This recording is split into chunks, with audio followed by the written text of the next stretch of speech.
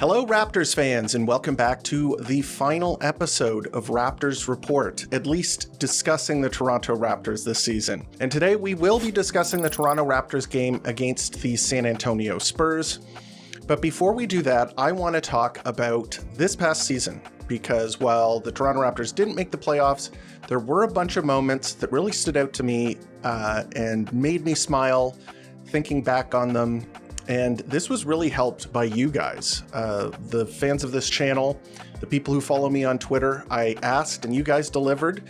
You gave me a list of a bunch of really cool moments and I thought it was great. So I'm going to give a shout out to all the people who commented on that Twitter thread.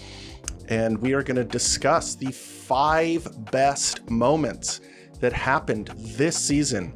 And I am really excited to bring that to you guys. And so we are going to start. We're going to jump right in. This is in no particular order, except for the last one. The last one has a very special place in my heart. That one is probably my favorite moment from the season. However, the others are kind of just, thrown out there, not necessarily in any particular order. So we will start off. And this one is from one of my followers on Twitter, Nesta. And this is the Vince Carter jersey retirement ceremony. And this one is a non-basketball moment, which is a little odd because, we cover a basketball team, we watch a basketball team. You would expect all of the moments to be on the basketball court, at least in terms of, playing the game. But it was a special moment and it's a long time coming. And it's something that we as fans are going to look back on and have memories for decades. It is a momentous occasion in the history of the franchise, and it spawned a lot of really interesting things. So it also is a good place to start this list because it happened right near the beginning of the season. There was a lot of talk in the summer and leading up to the season about Vince Carter's jersey retirement. When it was announced, they hung his jersey all over the city in conspicuous places attached to monuments and all of that sort of stuff so people could get used to the idea. And I think that there was a little bit of fan backlash. There was a little bit of, trepidation among the fan base whether Vince Carter should be getting his jersey retired, because as everyone knows, things didn't end very nicely here, and he kind of tortured the Raptors over the years, especially in that first series back against them when they made the playoffs way back when in the Chris Bosh era, and he and Jason Kidd and a bunch of other players kind of put the Raptors to bed, so it left a bitter taste in Raptors fans' mouths. With that said, though, one of the watershed moments and one of the early springboards for the Toronto Raptors into the national consciousness of Canada and also in the United States was the emergence of Vince Carter as a superstar playing for the Toronto Raptors in the iconic purple jerseys. And he was a huge sensation both here in Canada and south of the border, just based on how exciting he was as a player and also how good he was. People forget that a long time ago, there were discussions like, who would you take, Vince Carter or Kobe Bryant? And that's not an exaggeration. That was stuff that you would hear on message boards. And obviously, when their careers are all said and done, I think Kobe Bryant walks away with that. But at the time, it was like, this guy was massive. He was in all sorts of commercials. He won the dunk competition, in my opinion, the best dunk competition of all time. He was the guy in that with those iconic dunks, especially the first dunk. I think it was the first dunk, the one where he did the 360 windmill. That is, in my opinion, the best dunk competition dunk ever. And he did that, and it brought the house down. There was no going back. He was a superstar. In terms of what happened this season with Vince Carter and his jersey getting retired, this was a good moment for him to mend fences. I think that any earlier in the process, if he he played a long time in the NBA and he bounced around the league, and it wasn't as if he was affixed to another franchise in the same way as he was with the Toronto Raptors. I think obviously was the New Jersey Nets, and he was a part of that team. But the Brooklyn Nets retired his jersey as well, because that was probably the second team that people think of when they think of Vince Carter. But he bounced around the league as a journeyman, and he had a pretty good career outside of Toronto. But really, when it came down to it, he was known, I think, predominantly as a Toronto Raptor, and that's how he remembers himself. And I think that trajectory and the way that his career played out, and the fact that he was in the league for so long, like into his 40s, gave the fan base a little time to relax, cool down, let the animosity towards him fade a little bit. And at this point, I think that cooler heads have prevailed, and he was able to mend fences with the fan base. And I think that this moment kind of brought him back into the fold of the franchise. And when you watched him during his jersey retirement ceremony, the emotions were real for sure. When you watched him, there's no faking that. In fact, one of the most iconic moments from that jersey retirement ceremony became a meme on social media, where the crying and the screaming and really him getting hype about it going up, there's no faking that, and you can tell that it meant a whole bunch to him. And I think it meant a whole bunch to me. I mean, I grew up watching this guy play. I'm an old head. Even for the younger players who never really got to watch him play, he was a huge part of the franchise. And it can't be understated how complicated things were, but at the end of the day, how refreshing it was for it to come full circle. And I think that this is a good opportunity, and the Raptors embraced it to kind of reclaim one of the legends of the franchise and bring him back into the fold. And this was a great suggestion from Nesta. Because, you know, this definitely was one of the moments in the season that will live on in people's memories, that this maybe might be the most important moment in the franchise, even though it didn't involve any kind of athletic feat whatsoever. It was a sort of honoring a person who meant so much to the franchise. So great suggestion there. Number 2 on the list, and this is from Jacob Clark, and this is in the other direction. This maybe isn't as serious. This is a little bit funnier. But I thought it was really cool, and I think it was a great suggestion. I don't know if I would have come up with it myself, but as soon as I read it, I was like, absolutely, that's going on the list. And that was Jakob Poeltl's 3-point shot that he made. So this one happened pretty late into the season. It was a lazy March game against the Portland Trail Blazers. It was on the road in Oregon, and it was literally the first play of the game for the Toronto Raptors on offense. And I can only assume, drew the play up for him. They kicked it to him in the corner, and he shot the 3, and he made it. And what happened next? And this is really what it was all about, is like, you know, a guy making a 3, so what? The social media response, the response from the broadcast, the response from the Toronto Raptors bench, the incredulity of people just being unable to believe what happened and sort of unable to process what just happened, that was it. It was just sort of brought the house down on social media, where people were kind of flabbergasted that this happened. And just to put it into context, Jakob Poeltl, of course, is not a 3-point shooter. He has only attempted 7 3-point shots in his entire career, and half of them were heaves, so desperation shots where it was required that you put the shot up. And, you know, it's not like he was trying to shoot the 3. This was an intentional shot that he made. He made one in San Antonio. He made one early in his career with the Toronto Raptors, which was actually a corner 3, I believe, as well, but on the other side of the court. And then this one, this year, and he is actually 3 for 7 from 3 for his career. So he's shooting 43% from 3 on his career. So, you know, maybe this guy is the stretch center of the future. Yeah, this was only the second non-heave 3 that he's made in his career. Jakob Poeltl, I think part of the reason that people were so excited about this and so happy, and it brought a lot of positive feelings for people in the fan base, in the broadcast, on the bench, is because I think that Jakob Poeltl is a beloved figure among the fan base and his teammates and the people who cover the team.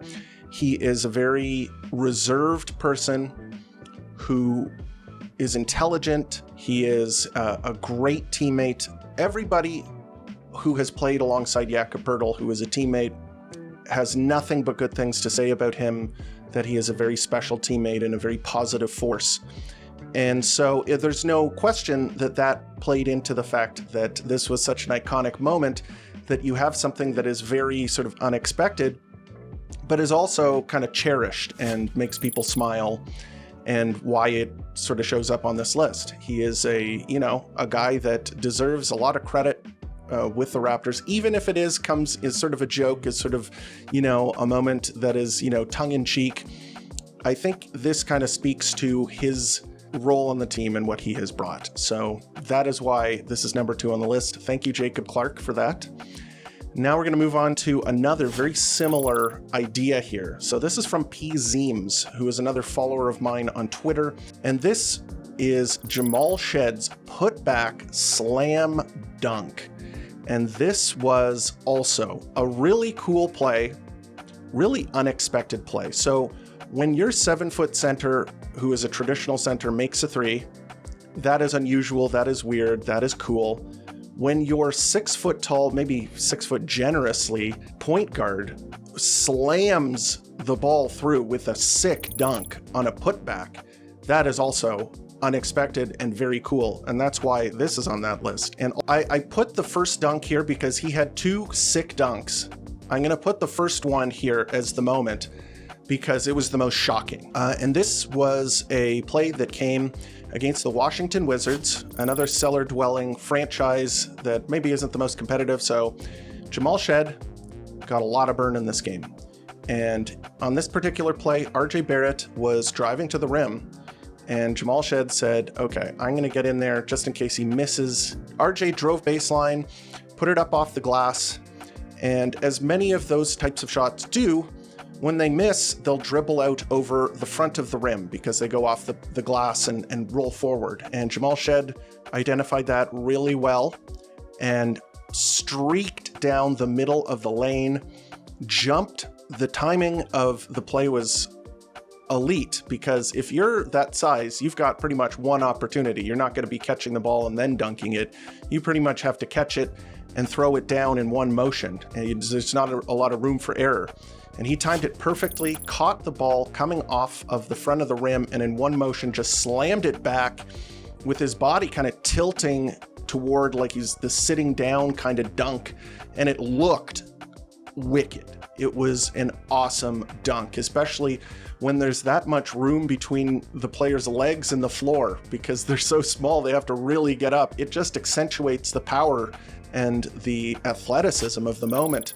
And he really did that. And the bench was like maybe even less like enthusiastic, like in terms of happiness, because when Jakob Poeltl made the 3, there's a bit of jokiness to it where it's like, okay, he made the 3, that's not his shot. But when they showed the bench after this Jamal Shead's dunk, it was disbelief. It was like, what did I just see?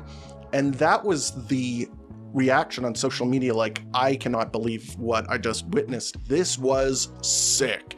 And he had another really good dunk against the Warriors a couple of days later, but it wasn't as shocking as this one because I don't think anybody expected him to have this kind of ups. And he was apparently, according to the broadcast, was bragging to his teammates like, yo, I can dunk. Like, this is, get ready. I'm going to dunk in the game. I'm going to show you guys what I can do. And he showed off those hops with a really, really cool dunk. I thought that this was definitely one of the coolest moments in the season. And yeah, the bench was just in disbelief. Matt Devlin was like yelling on the broadcast. It was such a cool moment. Everybody on social media just, kind of slamming their keyboards, hitting their buttons on their phones, just completely going hog wild because of this really awesome moment. So yeah, that's number 3. Thank you, P. Zeems. Number 4 on the list. This is from Lahim. I'm not exactly sure how you pronounce that. It might be, portmanteau of 2 names being put together. You can put it in the comments if you're watching this video. But this person recommended the Brandon Ingram trade. So the Brandon Ingram trade easily is the most impactful thing that happened this season. And just like the first thing on this list, it was not a basketball play. It didn't take place during a game. This is all about kind of reading news. This is about breaking news, things that just happen off of the court that you hear about, read about on social media. But it's important to put this in here because if you follow the team, this was one of the biggest moments of the season, no doubt about it. So the Brandon Ingram trade, if not for the astonishing Luka Doncic highway robbery by the LA Lakers, this probably would have been the biggest trade, maybe the Jimmy Butler trade as well, but like both of those are like extremely big news items. And the Toronto Raptors were definitely one of the winners, one of the most talked about franchises during that trade deadline. And this is clearly one of the biggest trades in franchise history. The Toronto Raptors acquired an all-star caliber player in his prime, a guy who will be, entering his prime. He's already at the beginning of his prime, but in the meat of his prime, will be joining the team next season. And of course, when you look at it from the Pelicans' perspective, they clearly had just had enough of trying to pair two injury-prone players together at the same time. I think that having one injury-prone player is, manageable, like the Kawhi Leonard situation. The Pelicans were looking like they could be a team of the future. Unfortunately, injuries caught up with them. So they said, if we're going to pick between the two, we're going to choose Zion Williamson to keep and send out Brandon Ingram. And the Toronto Raptors bought low. They bought him for not a lot. And I think for the Raptors, after the success of the Kawhi Leonard deal, they felt like, hey, let's just do it again. Let's buy low. Let's pick up this guy. This is a guy that can help our franchise. This is a guy who can, change the trajectory of the franchise, one that probably does not want to be sitting around wasting the primes of players like Scottie Barnes, Immanuel Quickley, Jakob Poeltl, RJ Barrett. I think they want to put the rubber to the road and get going, and Brandon Ingram is one of the guys that could potentially do that. I think that this really captured the imagination of the fan base and the people who cover the team. There's been a lot of ink spilled about it. I mean, it captured the attention, I think, of people on the outside looking in, and a lot of people were confused about what the Raptors are doing. A lot of the time, when a team tries to pull itself out of a nosedive, or they're trying to end a tank earlier on, a lot of the time it can look foolhardy. You can say, well, maybe they should stay there for a little bit longer and get more talent. And I think that there's some merit to that. I think that that is one way of building a franchise. But in terms of what the Raptors have, it's on a case-by-case basis. I think that it makes sense to try and capitalize on the careers of Scottie Barnes and, as I said, Immanuel Quickley and Jakob Poeltl. So I can see where they're coming from, and speed up the compete timeline, get these guys some reps, some real games. And this season was one last chance to dip into the lottery talent pool and pick up a player that could really add to the future of the team, and then start trying to win games. And I think this trade really re-energized a lot of people in the fan base. I think there are a lot of fans that are sick of losing. They saw the aborted win now moves that they were making a couple of seasons ago, trying to get the Pascal Siakam, OG Anunoby, Fred VanVleet core to work, and there were some missteps there. I think that it could have worked if they made the correct decisions, but there was a very little room for error. They had to kind of hit a bunch of home runs in order to make that core work. Whereas I think with this move, I think that there's more runway, and I think that there's more time to move parts around and make it work. So this was a very impactful moment for the franchise and very worthy of being on this list.